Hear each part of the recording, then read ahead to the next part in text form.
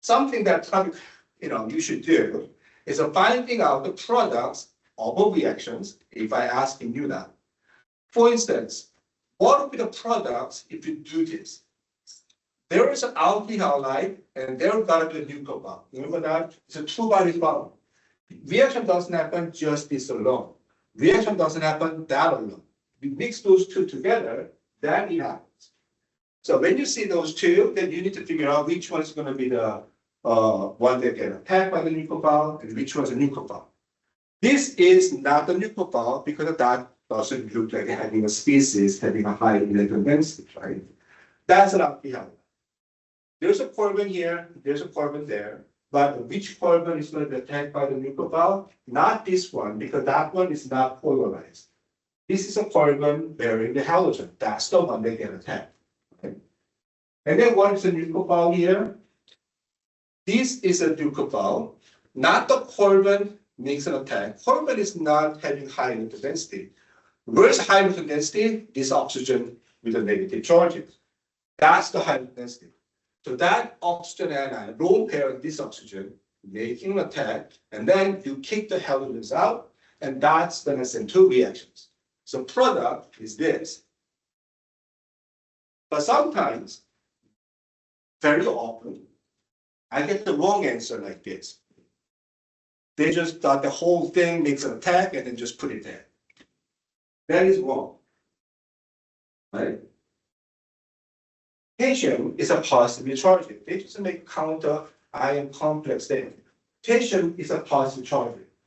Positive charges, ion does not attack the carbon with the same positively charged carbon, right? They don't do that. Not the whole thing. So you need to find out which one is actually the nucleophilic species. And not only that, you're going to use the nucleophilic side, this one, not this carbon, not that one, this one. That oxygen is the one that makes the attack. It's because of that high electron density that seeking out the electron efficiency in the alkyl halide, with something wrong right there. So that is not the right answer. So don't do that. Believe me, I've seen a lot of that answer even though this only missing that potassium there, I just cross it out. Don't deserve any credit. So now that one, carbon can be negatively charged too.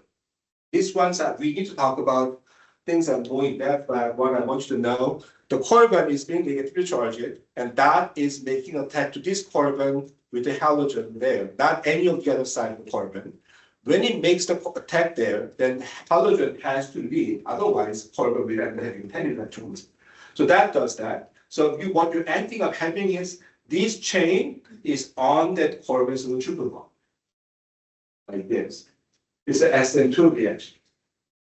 So at least it's not too difficult to predicting what of the product of SN2 reaction because you're going to make the halogen leave and then nucleophiles come in. So if you recognize what is a nucleophile and then where is the reaction going to happen, then this is manageable. But believe me, I'm going to have a slide telling you things may not be that simple later. Just before I let you go, I just want to talk about this thing here. Very simple. There is other types of question you should expect. So this type of question is predicting the product, right? I give you the starting material, I give you the reagent, you are predicting what will happen. Similar question can be asked, but in the other perspective. This one, I'm asking you to make this one, you need to recognize what you need to use. So if you know the mechanism, you can kind of walk backward what that could be. For instance, you see the oxygen there, then this can make a nucleophile, so we can potentially make this bond there, or we can potentially make that ones too. So depending on how you do it, you need a different pair of reagents.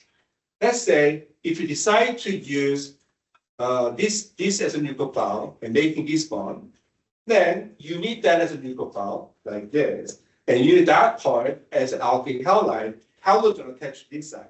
That's what we need.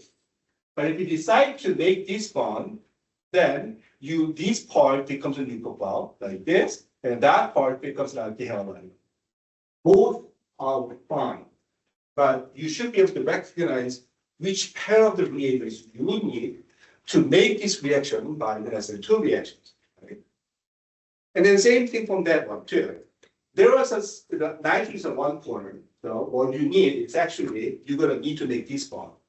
So one would be the reagent unit, you need to have the halide carrying all the carbon chain. You've got the bromine or chlorine there. One would be the nucleophile, which is an amine. Amine has a lone pair as well. But that also become the nucleophile and then do the same chemistry.